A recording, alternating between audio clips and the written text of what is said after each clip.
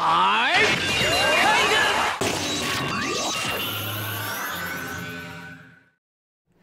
is up, YouTube? This is Nanashi with yet another deck profile video. This time I'll be showcasing my green deck, the Deck of Wind. As you can assume, the deck is completely 100% wind attribute, but the type is a bit unusual. I decided to go for a machine main this time. Some of you may recall that this was my Mecha Phantom Beast Speedroid deck, and it still is. But I made a lot of augments to it, so let's see where this goes. Starting off with the low levels, we have a very minimal number of them. The 1-star is a single Speedroid red-eyed dice. When summoned, you augment a Speedroid monster's level between 1 and 6, except this card. And the 2 stars are just a trio of Mecha Phantom Beast Lions. 2-star tuner, whereas the other one's a 1-star tuner. You can banish it from your grave to get yourself an extra Mecha Phantom Beast normal summon. And if it's sent to the graveyard, you get to summon a Mecha Phantom Beast token. Level 3, 0 attack, 0 defense, wind attribute machine type. Up next we have the 3-star ensemble, starting off with the trio of Takatomborgs. You special it from your hand if you control a wind monster, and you contribute it off to summon a wind tuner Speedroid from your deck, but you can only special summon this once per turn. Terratop, on the other hand, which I don't have at the moment, only because that price is a little bit ridiculous, but I will get them soon, I hope. If you control the monster, special summon it. When you do, you get to add a Speedroid from deck to hand, but you can only use its effect once per turn, and it's honestly the best searcher in the deck. And Tri-Eye Dice is usually what I end up getting for Takatomborg's tribute effects, because if it's in the graveyard, you can banish it to negate an attack. It's Necrogardener for the deck. And then we get to the level 4s. Starting off, we have 1 copy of Coltwing. Now, this one is honestly one of my personal favorite Mecha Phantom Beasts in the entire game. If you special it while you control another Mecha Phantom Beast, you get 2 tokens. And if you banish 2 tokens off the field, you get to target a card, destroy it, and banish it. It's honestly their best monster in terms of its summoning capabilities, and this deck has plenty of ways to special summon this thing straight from deck if I need to.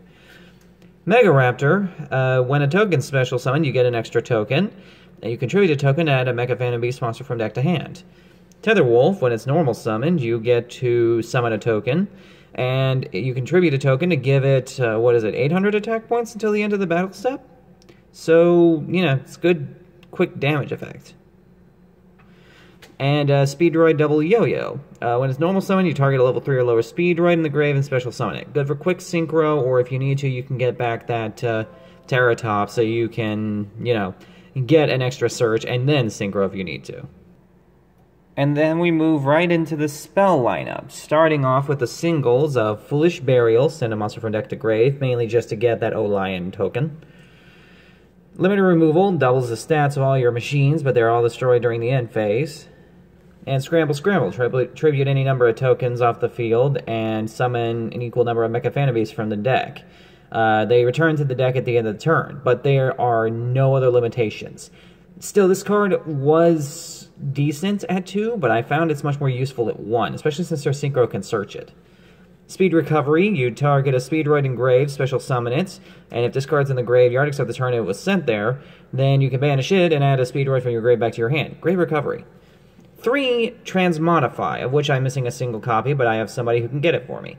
You target a monster you control, send it to the grave, special summon another monster with the same type, attribute, and level. Type, attribute, and 1 level higher, I apologize, from the deck. But you can only play 1 of the spell per turn. Usually I use this to get rid of my Lion, summon its token when it hits the graveyard, and then get Terratop, which gives me a search. And then I have an Lion to set up an extra normal summon. And then 2 Twin Twisters, of which I have neither. Discard a card, target 2 spell traps, destroy them. Mainly to get rid of those Lions. And then we move into our little trap lineup, starting off with 3 copies of Balance of Judgment. I love this card in this deck. My field usually gets obliterated fairly quickly after I've used all my power moves, because, for whatever reason, my deck does not protect itself very well, but this gives me great recovery. If your opponent controls more cards than the combined number of cards in your hand and that's on your side of the field, you draw cards equal to the difference between the two. You can only play one of these a turn, but my goodness, this card has saved me so many games, because by the end of my opponent's turn, I usually have nothing left, so this gives me all of that back. 1 Bottomless, standard. 2 Call the Haunted, 2 memory loss, poor man's breakthrough skill. Storming Mirror Force. Bonus monster declares an attack, return all attack position monsters your opponent controls to the hand. Much more devastating than any Mirror Force card I've seen up to this point. Well, depending on the deck. And a Torrential Tribute. Debating on this card, I'm thinking about trading out for a third call, but right now, this card actually helps me out a lot, especially since a lot of my monsters can recover themselves really, really easily.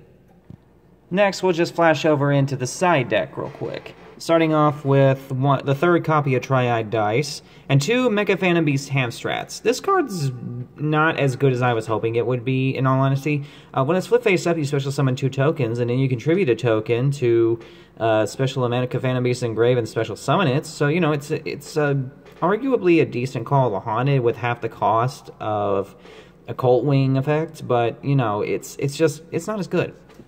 Speaking of Cold Wing, there's the second copy. No need for a third, because 1 or 2 is enough. Lightning Chidori is in the side right now because I just don't have room for it in the main. So, you know, it's good to swap out. And 1 copy of Sky Palace Gangaradai. I don't go into this guy as often as I thought I would, even despite the fact that I flood the field with Mecha Phantom Beasts as quickly as I do. So, you know, it's in the side for now. 2 Dark Hole, another copy of Scramble Scramble. Another Call of the Haunted, Compulsory, the 2 Fiendish Chains, Mirror Force, and Vanities. Get started on the extra deck, starting right off with the lowest level, the High Speedroid Puzzle. I go into this fairly often, especially when I need an extra level 4 for a quick rank 4 Xyz, but its effects are pretty good. At the start of the damage step, if it battles a special summon monster, its attack doubles until the end of the damage step. And during the end phase, if it's in the grave because it was synchro summoned and sent there from the field this turn, I can target a Speedroid monster in my grave and add it to my hand. So it's another recovery option.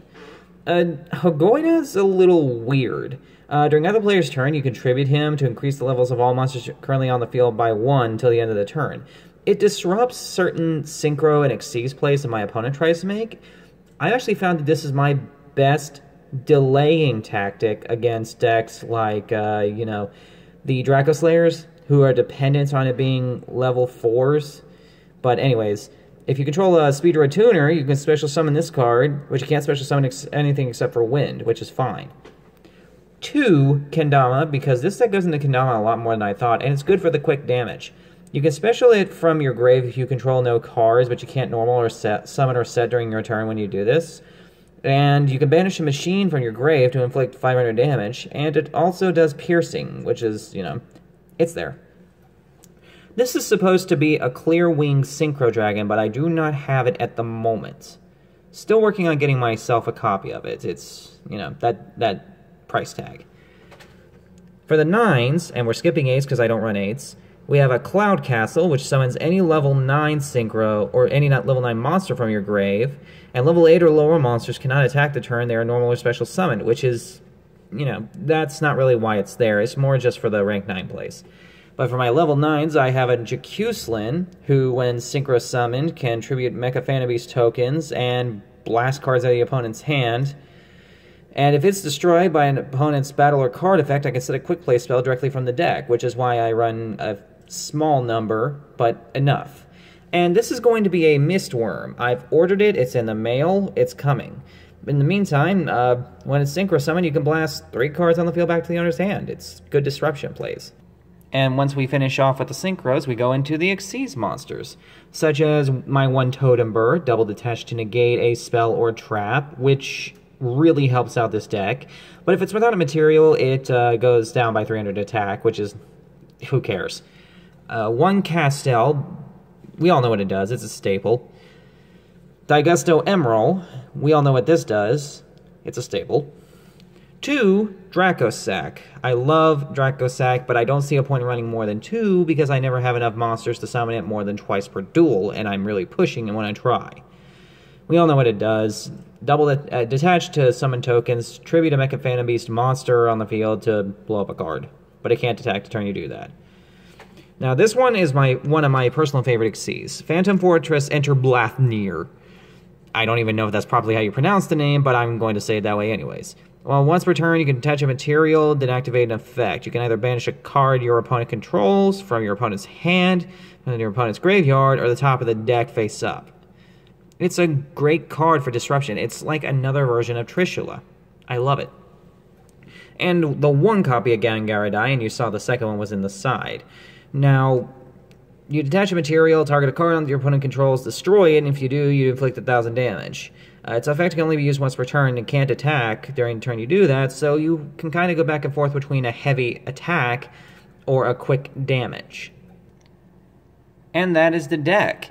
This deck is a lot more flexible now than it used to be, and I think it's because of all the random number changes that I made.